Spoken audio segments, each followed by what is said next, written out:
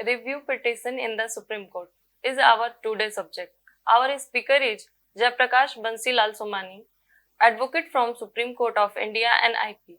सोमानी जी की 40 से ज्यादा किताबें सुप्रीम कोर्ट के इस लॉ के ऊपर पब्लिश हुई हैं. So I am presenting Jayprakash Bansilal Somani.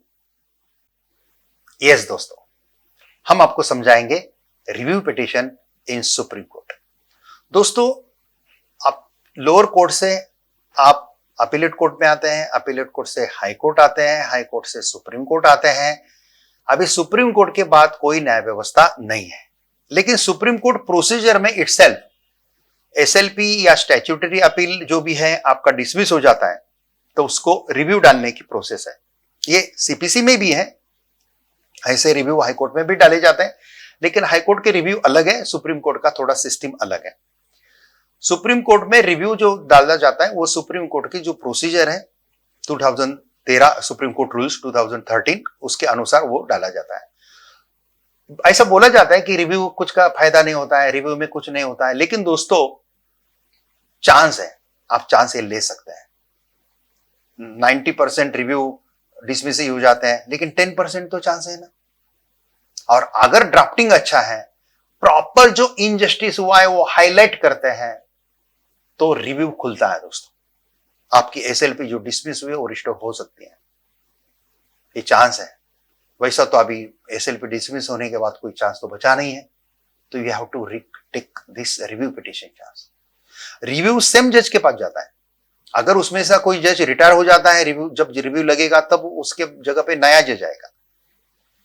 लेकिन सेम जज कन्विंस क्यों होंगे?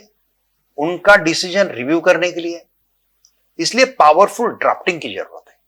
इसलिए ऐसा हायर करो लॉयर.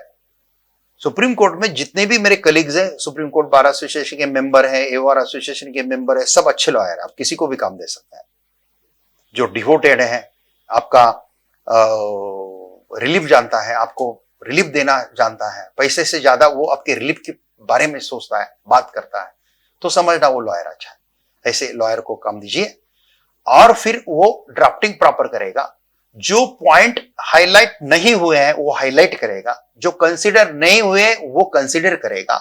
कोई फैक्ट या कोई एविडेंस ऐसा है कि जो मिस हुआ था अभी तक, उसको भी हम रिव्यू में एडिशनल डॉक्यूमेंट का एप्लीकेशन लगा सकते हैं.